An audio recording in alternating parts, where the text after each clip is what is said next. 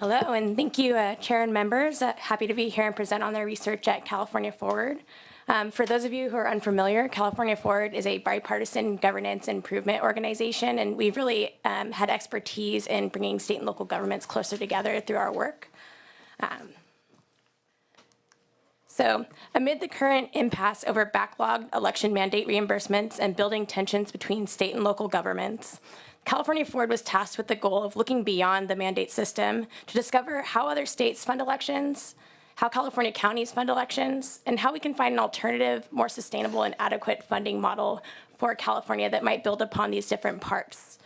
We also met with registrars from around the state on a regional basis to get their input for this.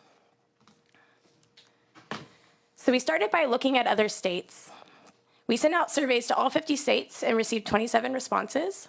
These surveys helped develop a general understanding of how election administration and funding is shared among states and their local governments, and this is what we found. About 70% of these states share funding and other responsibilities between state and local governments. For exploratory purposes, we grouped them into 3 models: a more centralized, a decentralized, and a hybrid model. The more centralized states have uniform statewide voting systems and financial responsibility primarily at the state level. 2 examples of interest include New Mexico, where the state purchases all supplies and ballots and purchases voting systems through a voting system revolving fund created by the legislature, and Georgia, where the state purchased voting systems and funds the Center for Election Systems through their largest university, which also builds their ballots and collects data. The more decentralized models are very similar to California, in which local governments choose and purchase voting systems that is certified by the state, and the majority of decisions are made at the local level. In these models, they seek reimbursement for the cost of election services from local jurisdictions using various methodologies and formulas. The last group is a hybrid model, and this encompassed about 70% of the states that responded. Funding and responsibility are shared between state and local governments and also between the local governments and jurisdictions. These include a determined fair share between the entities. A few examples include Colorado, always on a topic of discussion, where the state pays for even year elections at 90 cents per active voter, which means a voter that actually went and voted in an election, in counties with less than 10,000 voters, and 80 cents for counties with more than 10,000 voters. Louisiana paid for 75% of election costs, and the remaining 25% is split up between their localities. In Arizona, they reimburse at a flat rate at $1.25 per registered voter. And in Minnesota, they have what I like to call a ballot real estate model, where they actually charge by the amount of ballot inches taken up. All right. So we also asked some qualitative questions in addition to the quantitative ones in our earlier study. We asked what were the challenges and potential solutions that election officials in other states had. We wanted to determine if they had the same types of issues that go on in California, and here's some of their feedback. We found that determining the fair share of costs can be difficult. Understanding what actual costs are is difficult due to inconsistent data collection and reporting, outdated laws and statutes, and the need for legislative action to update them. Self-reported potential solutions included finding reliable funding, reducing budgetary restrictions, and developing alternative mechanisms, funding mechanisms, and also uniform voting systems were a common topic among states. So we also asked all counties in California how elections are funded, as there is no comprehensive place where that exists. Of the 58 counties, we received 33 responses by the time I made this. We have 35 now. Some general points of agreement are 96% agree that California should adopt a different funding framework for elections. 88% agree that we should collaborate more and share resources to take advantage of economies of scale. 76% self-reported their need to replace voting systems within 3 to 4 years, and 44% of those within 1 to 2 years. And 81% are interested in exploring alternative funding mechanisms for elections. We also asked how counties determined what to charge local jurisdictions for the cost of election services, and found that it varies from county to county, with most charging based on the number of measures of candidates, registered voters, jurisdictions, or polling places. We did not delve much deeper into this topic, as there's a separate study going on with CACEO that is compiling a database of these different formulas. So as we did with states, we also asked counties some qualitative questions. They indicated that they have funding challenges that include adopting new laws and regulations, complying with mandates, purchasing voting systems, and by far the most costly being of special elections. Also, overwhelmingly, counties indicated that they are waiting on the outcome of Chair Allen's SB 450 before determining how to move forward on purchasing equipment and other practices.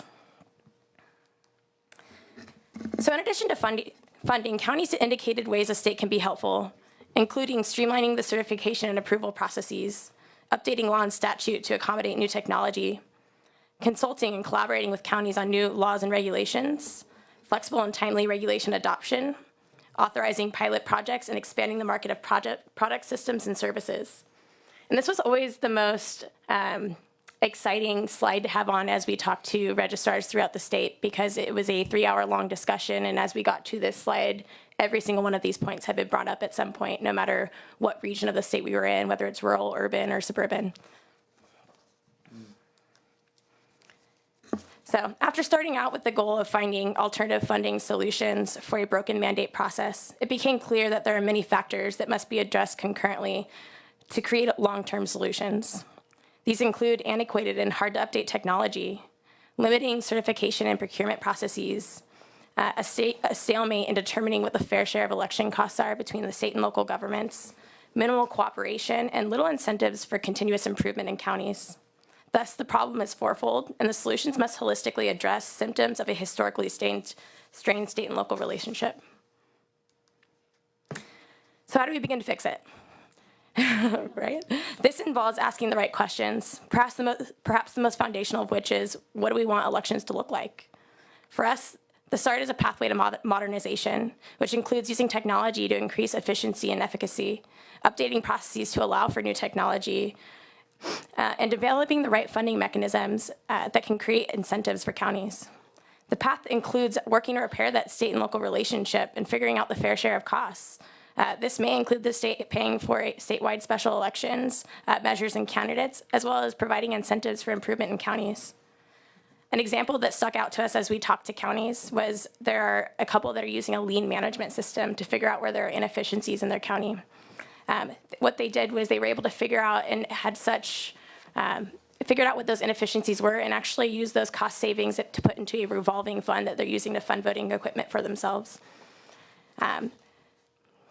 So one option may be to provide matching funds for counties to be able to implement similar systems for themselves, which would also be an incentive for them to continuously improve. And so where do we start? So options to consider are exploring ways technology can be useful by updating and streamlining selection, implementation, and maintenance processes, structuring the state and local contribution to encourage the right results, and incentivizing counties to collaborate and cooperate to continuously improve. Thank you. Very good, thank you. Are you going to make this PowerPoint available to the committee? Okay, because there's a lot of really good stuff there. And is there a report associated with it too? Yes, there will be a report released in April, which will be a lot more detailed than this. With all of these basic? Okay, all right. Excellent, thank you. Questions from the committee? You just asked it, so we're going to get their written statements. Yeah, so the question about the written statements. Oh, you ask yours. I have a question too. Okay, well, We'll be happy to provide. okay. Yes, we'll send ours to Darren. And I think the California Forward has one-pagers that might be in the packet. If not, I'm happy to provide this. Yeah, I'm not sure it was in the packets, but yeah, would love to see it. Senator Hancock. Yeah. You know, in a perfect world, listening to you, I thought, yes, of course. We would want to streamline. We would really, because it's in the state's interest to have the most effective election system and honest and straightforward and easy to use that we possibly can, we would make a contribution and et cetera. Do you have a price tag for that? When you say you'd like the state to make a contribution, have you discussed this with the governor, the State Department of Finance? and what's their response? And it's a real question because, you know, there are so many areas in the state where we could say, well, it's just so simple. You know, if we repaired our infrastructure, we wouldn't have long-term higher maintenance costs. If we put money into our human support systems, we wouldn't have so many people in prison.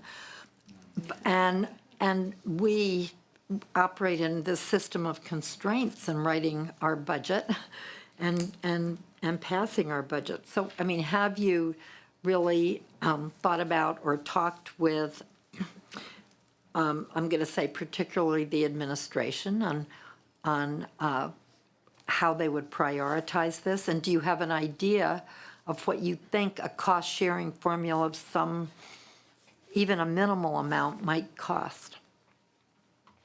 Sure. So there are a couple elements of that. One of which we, as you can tell, took a more holistic approach in looking at this issue Yeah. with the understanding that the James Irvine Foundation is also supporting another endeavor by the California Association of Clerks and Election Officials that's doing a cost study.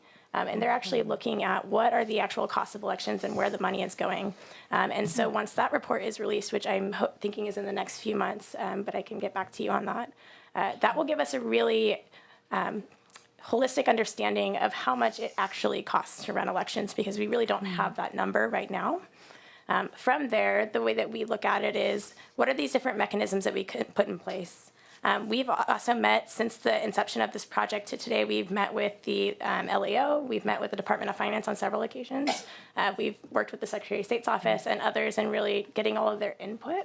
And I think that the better answer to the question in terms of funding is going to come from Kim Alexander's Election Funding Working Group, where we're all working together to come up with the answer to that question. So maybe I'll pass it over to you. Yeah, that's a great question, Senator Hancock. And I think there's a couple different buckets to consider when we talk about to use Dean Logan's word, a holistic funding approach. Right. There's staffing at the Secretary of State's office, which I think is already, we're seeing some movement there with the improvements with motor voter. There was funding added to both Secretary of State and DMV budget last year, more funding proposed for this year, another $3.9 million to help automate voter registration in California the way it was originally intended, and beyond. So there's a possibility of adding funds to the Secretary of State's budget to support technology, regulation, certification, those things that I mentioned. There's the election mandates, which the last price tag amount of outstanding money owed to counties for that in the post-2004 period, which is still to be recovered, is $77.4 million. So it's not a huge amount, but it's a sizable amount. And the Senate did succeed 2 years in a row with the Republicans' leadership and bipartisan support to put that money back in the budget, and it got taken out in the last two budget cycles during the Budget Conference Committee. So that's, a pretty small amount. $77 million is not huge. It's not enough to cover the kind of direct costs that I was talking about. We'd have to look at the CECEO study, see what the costs are. It should be noted that one of the reasons why the Department of Finance has been not supportive of restarting the election mandates is because their research has found that the methodology used by the 58 counties to apply for reimbursement funds is not consistent. Yeah. And so, that's the kind of problem that we're drilling down onto with the various research that California Forward and CACO is doing. I think that one of the great outcomes that's coming out of the CACO research is to get a better sense of could we create more uniformity in local election accounting? And if we had that, then we would have a better chance of coming up with accurate numbers. So there's still more research ongoing.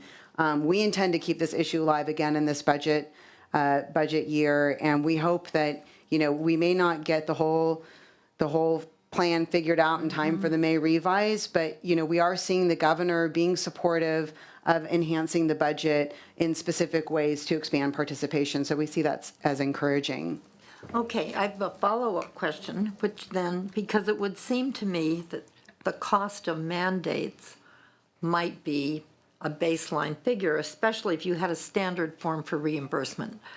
I know that some counties ask to be reimbursed for every paperclip, and some counties just don't even bother. So you end up with a very unfair situation if you do mandate reimbursement without a legal framework of some sort. But then, do you have some examples of what constitutes a mandate? I mean, we are a democracy. We have to have elections. Does that mean you want 100% reimbursal for everything? Or is it if you vote by mail, you get to charge more? Or, in other words, what's the basic system that everybody has to do? Because we wouldn't let a county say, well, we want to save money, we're just not going to do it. Yeah, well, and that, there's the pre-constitutional amendment to require mandates to be reimbursed, and there's the post-action. So all the law that requires counties to have one polling place per 1,000 voters predates the law that requires that state laws be reimbursed when they create local mandates. So there's a whole bunch of work in the election Yeah, area that's not yeah. subject to the state mandated local program. So now, the big shift happened when the legislature passed the changes to the voting by mail program to allow no excuse permanent vote by mail. The counties then were able to start recouping some of these costs, and it actually provided an incentive for counties to move voters onto vote by mail because they could get reimbursed for those costs. Now those costs aren't being reimbursed, and the counties are stuck supporting two independent systems, one voting by mail and one polling place, for which they're not entitled to any reimbursements for. This is why SB 450 is such an important bill, because it's offering this one-time trade where the counties can be relieved of the responsibility that's not subject to any kind of reimbursement of one polling place per 1,000 voters, and in exchange, they would be providing these voting centers, which would be lower cost, and see if the voters would like that approach as well. So that's why SB 450 is such an important proposal, because it allows this one-time trade-off that Right. once you make it, you can't go back and undo it, because if the state then said, oh, we changed our mind, we want you to have one polling place per 1,000 Yeah, people, yeah. then the state's on the hook. But I just want to mention the other really negative thing that's happening with this situation we're in, Senator Hancock, is that the legislature isn't passing any new laws that require anything uniformly of the counties, because if there's a cost attached to it, it creates a state mandate, and then the governor will veto it. So we're in this horrible spot where we can't do anything uniformly in the state, and we're left with these options that, as Jill Levine pointed out, can create, a situation of unequal protection where voters aren't enjoying the same rights across the state. Right. Thank you. That's very instructive. And it sounds like this kind of trade-off that's being suggested in SB 450 might be an interesting model to try to figure out how to get around some of these other things. And the whole mandate process, if it means the state can't standardize anything, because it would then be a mandate, might be something the voters would want to reconsider too, or the elections committee should think about it, because it's a real barrier, I know.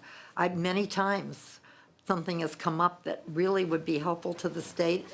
My staff has said, you don't want to carry that bill, it's a mandate. And we all step back and let life go on, So, thank you. Yeah, I just totally agree with you. I want to pick up on something that Pamela Smith was talking about, which is the value of volume purchasing, pricing. I'd love to ask the panel, and then I know that some of the county folks are still here. Is there work underway to try to pool resources or bring counties together to negotiate together? I mean, that's the whole concept behind Obamacare.